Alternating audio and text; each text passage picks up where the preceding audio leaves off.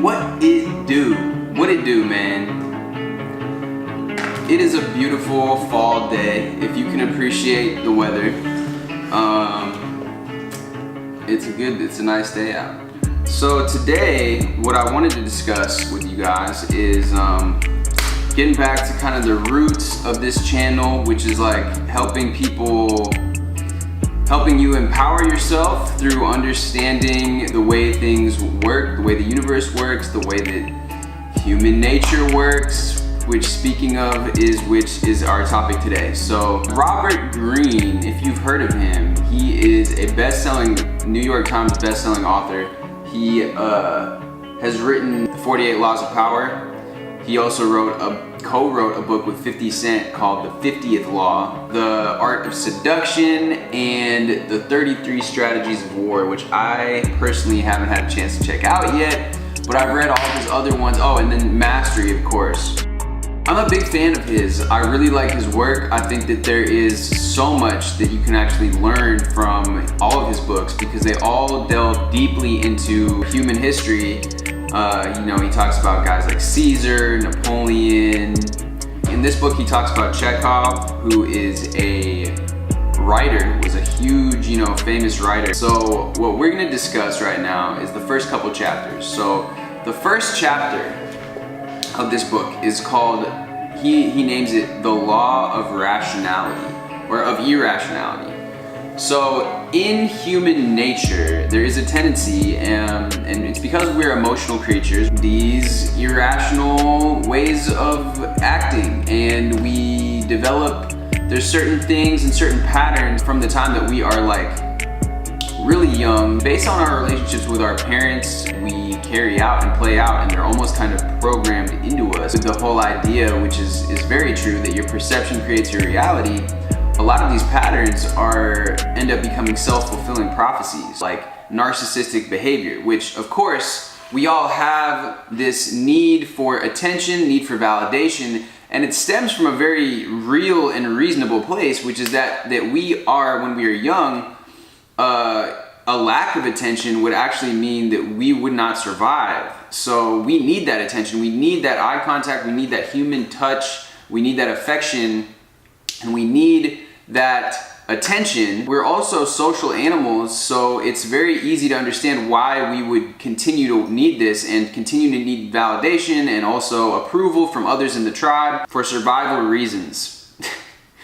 The thing is, though, is that this can easily, and it oftentimes does, and he talks about how everyone is on this spectrum of narcissism, how this need for constant attention and validation can actually become, it has a dark side, right? And so like almost everything, the law of polarity, going back to the Hermetic principles, everything's on a spectrum, right? The opposite of cold is hot. Hot on the scale versus cold is just different degrees of the same concept, right?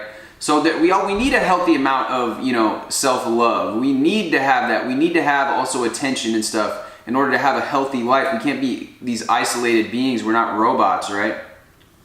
But like he says, there's different levels to it, and what ends up happening is that when you are a narcissist, you end up viewing people. It's kind of like you have these like you're like a sociopath, so you end up viewing people as just literally like pawns in a game, or you view them as, means to an end. You don't really view them as being people so much with their own emotions and their own, constitution. You're basically just looking at them like they're objects.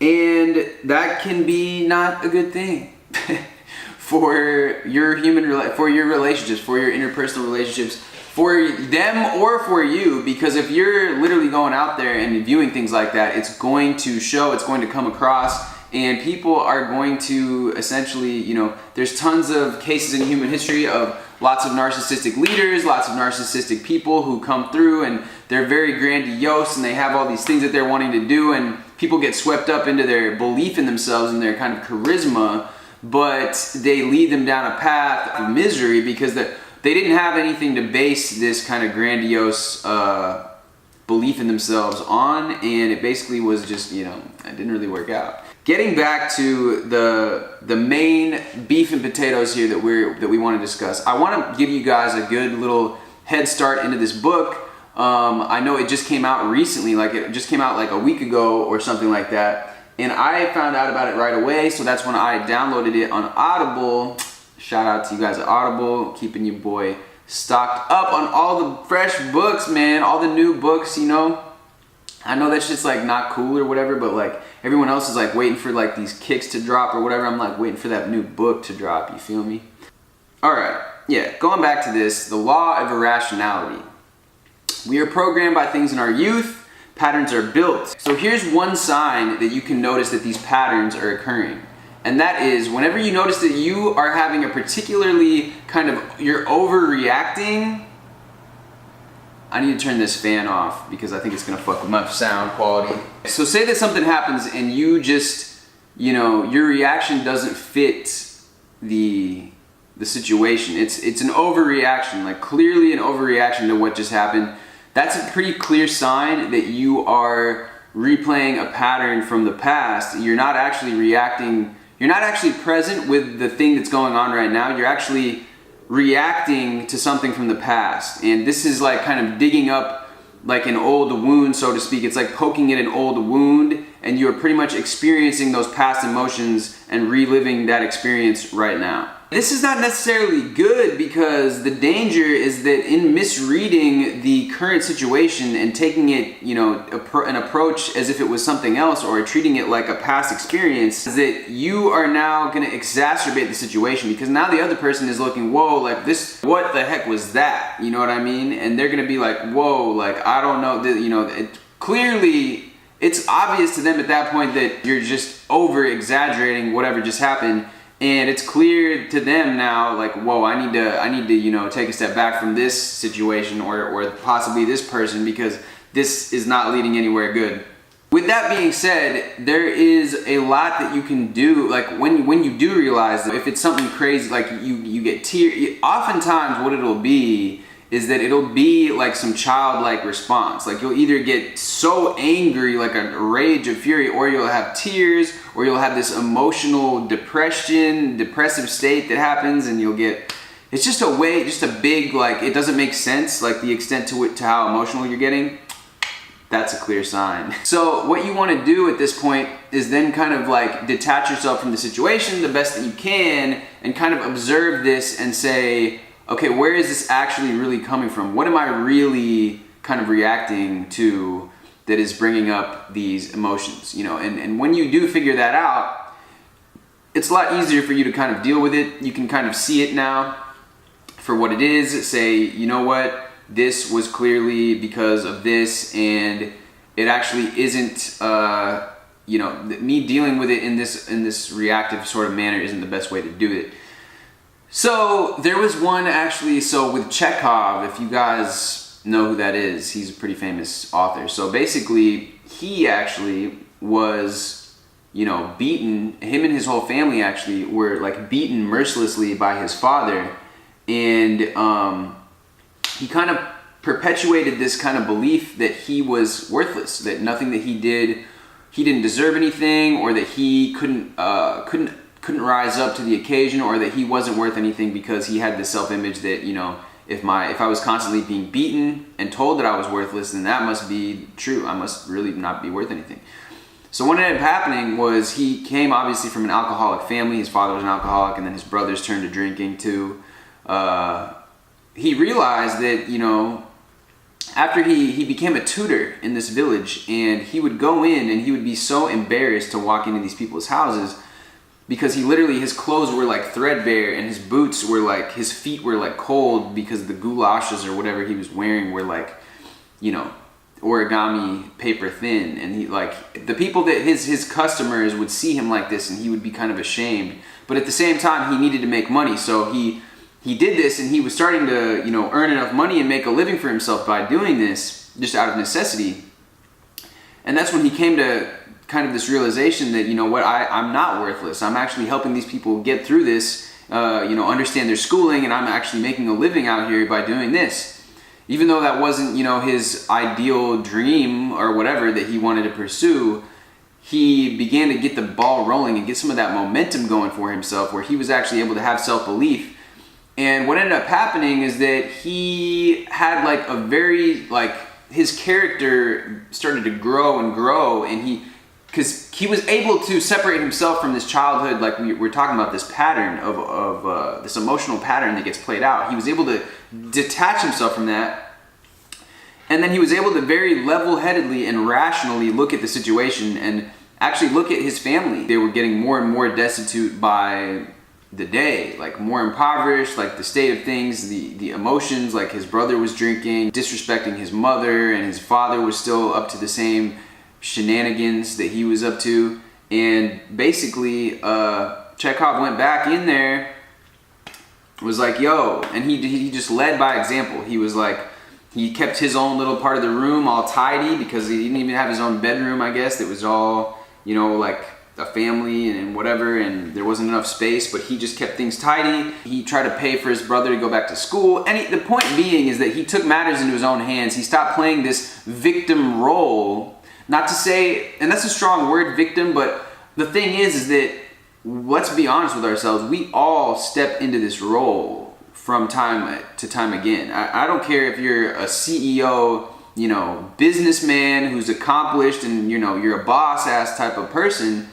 You jump into the role. Like, we all play these different roles at time and again, because even if you get cut off in traffic, or even if something small happens to you during your day and you find yourself having this overreaction to what just happened, you can bet your ass that you are playing, you are fulfilling this victim role right now, which is basically essentially saying, your thought process might be like, oh, like, of course this would happen to me right now. Like, of course, like, this would happen right now because of this and this and this.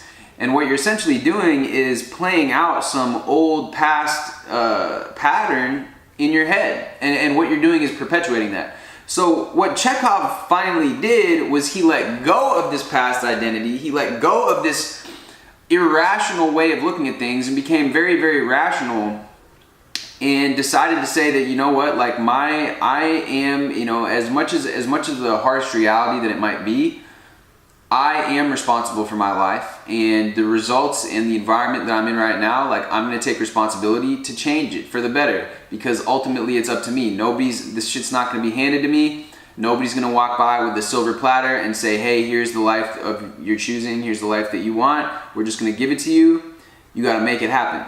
So that's when he started basically writing. He wrote a lot, and he would incorporate these. One thing that he did, which was really smart, was there was this island, and it was all like so impoverished and destitute, and the women and girls at a young age were turning to prostitution, and there was all kinds of just. It was almost like hell on earth, I think, is the way they described it in the book. And after going there, he realized, wow, this is even worse than my family was. And it kind of put things into perspective for him. And he said, so he wrote a book about it. And that got a lot of traction. He got a lot of views for it. He got, he was getting YouTube subscribers, and, he was getting Instagram featured on the Explore page and all that. I'm playing, but you get the picture. Like, he was actually making a lot of momentum with his books and his writing, and people were really like, wow, like, I can't believe this. There was a lot of political movement to improve the situation on the island and stuff because of him. And he just, he was tearing it up. But so basically what I'm trying to say is that he was able to step out of that victim role, take responsibility, and make a life of his design and his choosing. The other thing that he was able to do was to say, you know what, my father, even though he is the way that he is, I accept him for who he is, and I see why he is the way he is. His father was also a super insecure type of person, and he saw this for what it really was, being empathetic to why he was the way that he was. When you catch that emotional self and you look at your decisions, your strengths, your weaknesses, and what makes you different from others, you can now kind of use that as a starting point towards saying, this is what I'm going to do, this is what makes sense, that from a rational standpoint, this is the action that we should take, rather than reacting from the hip or whatever, and potentially having negative outcomes. You also want to work with what people give you. Instead of constantly trying to change people, you can accept them as they are, and accept that yes, people are irrational, but so are you, and so is every single person that has ever lived. And once you kind of come to terms with that and realize that your own preclusions or proclivity to being irrational, it'll be a lot easier for you to embrace this kind of radical acceptance and surrender to what is, and start treating it like a game, like, you know, this is a puzzle to figure out how this person is, what makes them the way that they are, to understand these people that you come across. There's another thing that he talks about in the book, which is called attribution bias. And that essentially means that when you see other people, you see flaws in other people, you count them as flaws, right? But when you have some issue yourself, we kind of attribute it to the outer circumstances that made us do it, or made things conspire against us, or whatever it will. And when others make a mistake, we see it as a character flaw, as something that flowed from their imperfect personality. We don't really give others the same benefit of the doubt that we give to ourselves. The other thing that's good about this is that it gets us to not take things so personally anymore, rather than being thinking, oh my gosh, you know, this person did this because they either hate me or they want out of spite, like whatever, thinking of the most personal thing, that they have some vendetta against you. You kind of realize that actually, no, this probably stems from, once again, some sort of pattern. Maybe something that I did might have reminded me of something that from somebody in their past, or just even it could have been, you know, you're not 100% sure. But when you do see those violent when you do see those like over exaggerated reactions, you can pretty much know that that's where it came from. And with this kind of attitude, when you see yourself as also being imperfect, and that you have your own flaws as well, you can let slights wash over you, and kind of like laugh at yourself, and from more kind of inner strength and resilience, you can direct your attention outward. So this is the first of a few different kind of breakdowns that I'm going to be doing on this book. If you guys found this helpful, please drop me a comment, or if there's a particular question that you want to know about this book, or anything else that we've been talking about, just like I said, give me a comment down below and I will be sure to address it. There's some very interesting chapters in this book. One of the ones that I'm particularly excited about is there's this one where it talks about male-female energy, the anima, the animus, and I think there's a lot to be kind of learned there with that, and I'm pretty excited to share that. I think they're very enlightening, and they shed a lot of light on the situations that we deal with day to day. As we've said, this book is about the laws of human nature, and what is it that we deal with every single day in order to accomplish our goals. In order to do anything that we've ever dreamed of or wanted to happen, we will need other human beings to be involved at some point or another. There's absolutely no way around it. We are social creatures, and we are kind of in need of other people to be around us and to work together in order to accomplish whatever it is that we will too. So as far as understanding maybe things that happened that we didn't understand before, why people did this, why he or she did this or that, and kind of allow us to actually cultivate this empathy for people, rather than being always so self-centered, which I know you are, just like me. We all are. We all are narcissists. I mean, I love looking up and I love seeing myself. I love getting comments. I love getting likes. I mean, what do you think all these people on Instagram are really doing? You think that that's some altruistic behavior of posting your selfies on the Instagram and posting and flexing on the gram all the time? No, we're all narcissistic as fuck. So basically come to accept it. But within that, we can kind of transmute that that absorption with the self. We can kind of tune it outwards to others and develop it into empathy. And then from that, we can actually use that to our advantage, ching, and actually be even better and even feed our egos even more.